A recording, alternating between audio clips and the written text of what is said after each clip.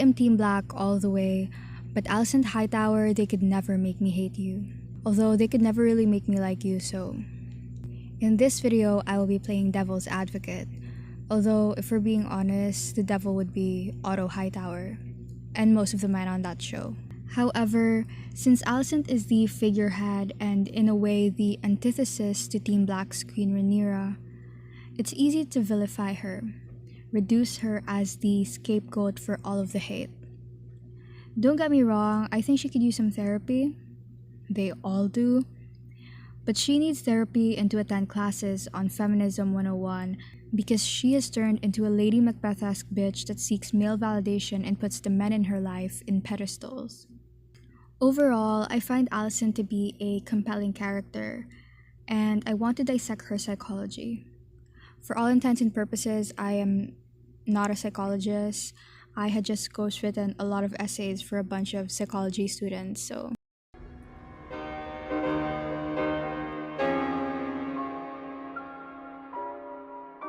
George R. Martin wrote Fire and Blood in 2018 as the fictional historical encyclopedia of his hit book series A Song of Ice and Fire turned hit TV show Game of Thrones. The book recounts the history of the Targaryen dynasty since Aegon I's conquest of Westeros to the Dance of the Dragons, which takes inspiration from the real-life anarchy between England and Normandy from 1138 to 1153. And Alicent Hightower is one of the key figures in the story. Alicent Hightower was born on 88 AC in Westeros to Sir Otto Hightower and her unnamed mother. In 101 AC, her father became the hand to King Jaehaerys I Targaryen, whose inheritance and title were passed on to Viserys I, the king's grandson from his second child, instead of Rhaenys Targaryen, his firstborn's firstborn. So Alicent had to accompany her father at court where she befriended Viserys' daughter, Rhaenyra. In the books, Alicent is 9 years older than Rhaenyra, whereas in the show they are of the same age. But basically, in the show, they were girls together, dreaming of running away, studying together, and comforting each other in their grief. The two girls both lost their mothers in adolescence, and their fathers are busy with their political endeavors. But while Rhaenyra is more daring, adventurous, and liberated, Alicent was reserved, disciplined, and a people pleaser. The incident that started the rift in their friendship was when Otto instructed Alicent to comfort the king in his chambers when the Queen Aemma died from childbirth, because Viserys forced her to keep giving birth also that he could have a son.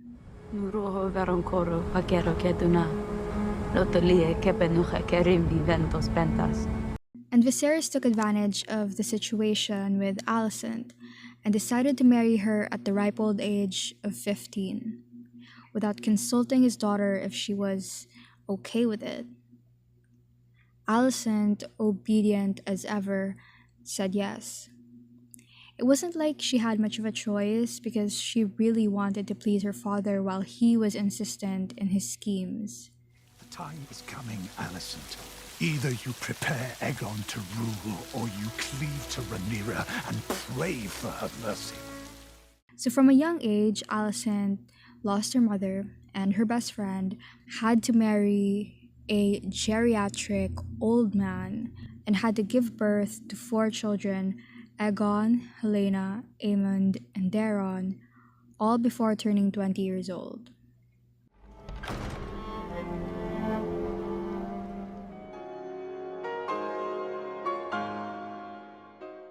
With her father being the hand of the King of Westeros and her mother gone, Alicent had to grow up early. At age 14 or 15, she already took herself seriously, her personality contrasting that of her best friend Rhaenyra's, who spent her time lounging about and flying on her dragon Syrax.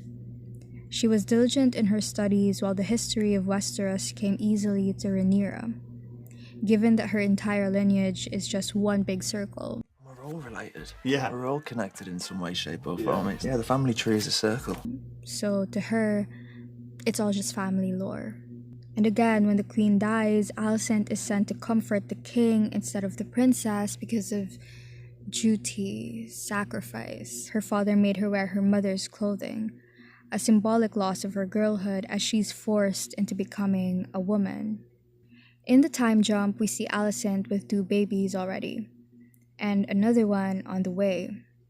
Meanwhile, Rhaenyra is still going through her teenage angst phase, which she should be, because she is still a teenager. Her father betrayed her, and her best friend had no choice but to marry the king because she was a kid, and her father was just as sick as most of the men on that show. So their friendship struggled through their teenage years, not even because of something that they did, something that girls would do, but because of their fathers. And Alicent spent a great deal of her time caring for her children. It has been alluded to many times that Alicent was jealous of Rhaenyra for having attention and freedom and love. But you can tell that she never really let that jealousy grow into resentment, at least not when they were children. When Otto snitches on Rhaenyra and Daemon's little rendezvous, she still defends her friend's honor. Do you know what it is? I am a firm believer that Daemon took advantage of her teenage niece and it's not on Rhaenyra. And as for the whole Kristen Cole thing, it's a whole mess that we need to unpack at another time. And after losing friends because of her situation, because she is already the queen and a mother, Alicent still tried to fix her friendship with Rhaenyra, and the latter also tried her best to see Alicent as her friend still. But both of the girls' feelings of isolation already grew. Moreover, after her father forced her to prematurely transition from girlhood to womanhood, her sexual consent was eventually dismissed. Because she had only been taught to value duty and sacrifice, she never complained about producing heirs, even though she felt in her body the disgust and discomfort she could not voice out. Imprisoned in a castle and made to squeeze out heirs.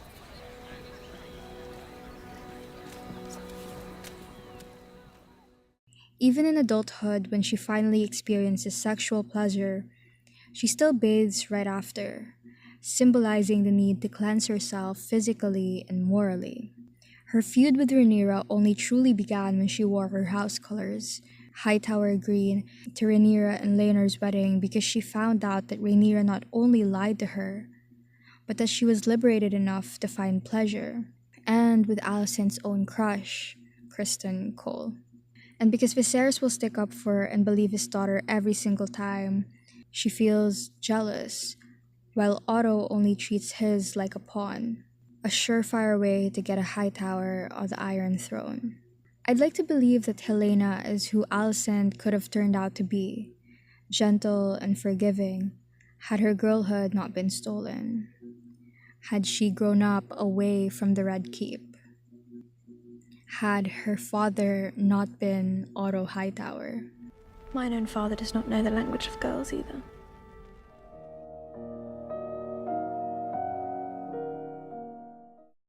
Rhaenyra is definitely a good mother. We can see it with how she is able to freely show affection towards her children. When her children are in danger or are hurled insults, she goes into overprotective mode. Rhaenyra is able to love her children easily because they were all born out of love, or at the very least, affection or mutual respect. She had the choice to procreate with whom she wanted. And the boys had 3 fatherly figures: Daemon Targaryen, Sir Harwin Strong, and Laenor Velaryon. And even Laenor and his father Corlys treated them like their own blood. It also helped that Rhaenyra grew up with both of her parents' love, the realm's delight. On the other hand, Alicent did not have the luxury of any of those things. She may have lost her mother around the same time as Rhaenyra, but one can posit that Otto controlled Alicent from a very young age. The way she went about caring for her children, Aegon and Aemond, seems to mirror how Otto treated her as a kid. Otto and Alicent both only see their children as chess pieces in a much larger game. When Rhaenyra lost her mother, Viserys may have found it difficult to talk to his daughter, but at least he did try to offer her some comfort. Although marrying his daughter's best friend was just absolutely unhinged and pedophilic, and it definitely did not bring Rhaenyra comfort. Meanwhile, Otto pushed his daughter to comfort a grown man that took advantage of her. Being young and married to the king, her bodily autonomy became virtually non-existent. Despite her telling her maid she was sleepy, Viserys still felt entitled to her body, subjecting her to statutory or marital. Even if Viserys needed to marry someone to retain power and support, he did not need to pump babies into her. The very act resulted in defiling Alicent's body and challenging Rhaenyra's legitimacy as heir, further causing tension between Rhaenyra and Alicent's children, and by extension, Alicent. That's why, in my opinion, it is difficult for her to form genuine loving connections with her children, especially Aegon, because of how they were conceived. Parents who bear the children of their rapists, even if they are their spouses, grow to resent said children. They are living, walking reminders of the violence inflicted on them, of their loss of agency and autonomy. In Van E. and Blokeland's study, they state, even if the child never meets the father, to the mother, the children's identity can be linked to that of their rapist fathers. In particular, this ambivalence, when prevalent in the mother-child relationship, is a risk factor for the formation of a secure attachment relationship. That's not to say that it is the children's fault or that they are deserving of neglect and abuse. Psychologist Andrew Solomon writes, even women who try to learn their child's blamelessness can find it desperately difficult. The British psychoanalyst Joanne Raphael Leff writes of women bearing children conceived in rape. The woman feels she is growing inside her, part of a hateful or distasteful other. Unless this feeling can be resolved, the fetus who takes on these characteristics is liable to remain an internal foreigner, barely tolerated or in constant danger of expulsion. And the baby will emerge part stranger, likely to be ostracized or punished. Alicent does not know how to comfort his son when Jaehaerys was murdered because he sees him as a relic of everything she went through, everything she lost. She expects him to oblige because he is a reminder that she was forced to put her obligation to her family and father before her own needs and friendship. You have no idea the sacrifices that were made to put you on that throne. What is needed of you? Nothing. He is the beginning of her loss of childhood and innocence. If she was able to endure, then Aegon must endure. So it is important to also treat the children who are products of sexual violence with care, as they are also forgotten victims. Wherever Daron is, I hope he's out there getting therapy because clearly his other siblings are fighting for their lives in King's Landing. Although Aegon should really get his comeuppance for all of his sexual crimes, and the way that they just let those things pass as if nothing happened is a crime in itself. But I do think that Alicent is truly capable of being a good mother, as evidenced by her relationship with Helena, although she was definitely not a good mother to her children. And marrying her two children to each other when they're both adolescents, still navigating the full spectrum of human emotion, and Helena's body unfit for pregnancy, all while knowing that Aegon is a serial rapist, was one of the biggest mistakes that she's ever made. Then again, all she knows about parenting comes from what Otto has shown and taught her, and had she grown up with at least one sane parental figure, maybe she could have been half as good a mom as Rhaenyra or Rhaenys. I would take my daughter and her child and leave it all behind. It's too late. Alicent.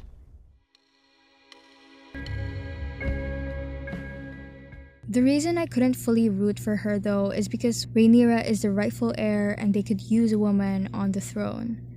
And two, Alicent's past and upbringing explain why she is the way she is, but they don't justify her actions and behavior as an adult. She is a woman grown, and had she developed a spine and stood up against her father earlier, then maybe her life and relationships wouldn't be in such a mess. Maybe the Dance of the Dragons wouldn't have happened.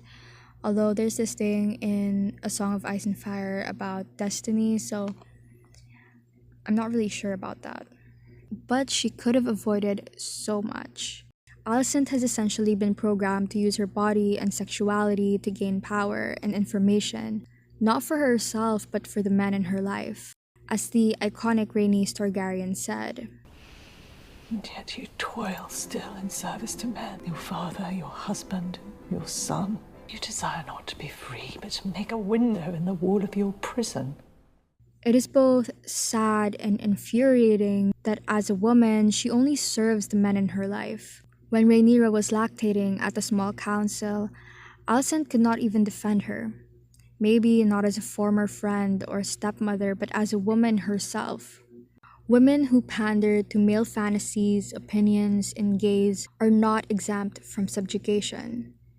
In the scene where her father and sons all disregard her opinion, she was caught aback that while she suffered to fulfill her father's desire, to save Kristen Cole's questionable honor, and install her son as king, they all still see her as a woman, and as a woman, her opinion holds no weight. When Aegon was bedridden, they couldn't even vote for her as regent on the basis of sex, despite her experience. Her role was simply to be a pawn, and she did not, in fact, have any power whatsoever, even though she wants to believe that she guides the men who rule. What would it say if in response to Rhaenyra's crowning we raised up a woman of our own? Another point I want to bring up is her constant hand-washing a la Lady Macbeth. In Tagalog, there is an idiom, hugas kamay, which translates to the washing of hands. It is used to describe people who refuse to be held accountable for their mistakes or crimes. In the Bible, Pontius Pilate, who sentenced Jesus to crucifixion, washed his hands right after. Alicent could have been a full-on villain. She has the origin story for it. Instead, she does the most uncalled-for things, torturing Rhaenyra, making her walk through the castle right after childbirth, not even allowing her so much as an hour alone with her newborn to recover. She tries so hard to convince Viserys to hate his own grandchildren, just because the father isn't Laenor, even if Laenor himself never minded. Then she tries to apologize and quote-unquote fix things with Rhaenyra when her plans don't work the way she wanted them to. When she purposely helped Aegon steal the throne from under Rhaenyra and her son Aemon killed Lucerys, she sends out a letter wanting to make amends. She and her kin put Rhaenyra through the most horrible things, and then she craves for absolution. In the heated scene between the two after Luke defends his brother from Aemon, causing the latter to lose an eye, Alicent desires revenge. She claims that Rhaenyra has never suffered consequences for the things she has done. Blood or dutifully? Where is duty? Where is sacrifice? It's trampled under your pretty foot again. When for most of her life she was made to suffer by the Greens and all those who call into question her right as heir, and her children's parentage. When their side plots and schemes, it is apparently okay, because they can just light a candle, say a prayer, and all will be okay. When the blacks are in the wrong, then it apparently cannot be helped when they retaliate, even if the Greens started the war in the first place. She wants to take everything away from Rhaenyra and then expects her to just be okay with it because that's what Otto expects from her. Exhausting, wasn't it? Hiding beneath the cloak of your own righteousness. In my native tongue, Hiligaynon, there is a word, maisaon, used to describe someone who is envious of another and tries their best to ruin it for everyone. The if I can't have it, no one can mentality. Because Alicent doesn't have freedom, a father's love, sexual liberty, and power and authority, she resents Rhaenyra for having all those things. I resented you, I think, for caring so little for any of it, for knowing what you wanted. And the most important one, she is the type of woman who will burn another just to keep a man warm. When she found out that Aegon raped a servant, she was able to empathize with her, reassured her that it wasn't her fault, but then tried her best to clear his name. You were alone with the prince, were you not? When Helena didn't want her son's corpse paraded over King's Landing, she still makes her go because she values her father's word. She cannot even so much as stick up for her own daughter whom she truly loves. She imprisons Rhaenys, violates her rights, just to make her swear for a boy too inebriated to even show up to his own coronation. As if the queen who should have been will ever subject another woman to what she herself went through. undermined by men for simply being a woman. Here is the hard truth, which no one else has the heart to tell you. Men would sooner put the realm to the torch than see a woman ascend the Iron Throne. If only Alicent was told that power resides where she believes it resides, then maybe she wouldn't have listened to the men that dictated her life. Maybe she could have even clung onto power for herself the way Cersei Lannister did. But she didn't, and now we are seeing men trying their hardest, killing thousands and burning villages just to stop a woman, favored by the gods, mind you, from sitting on that throne. And Alicent is finally finding out that no matter how much she toils for men, they will never accept her as an equal.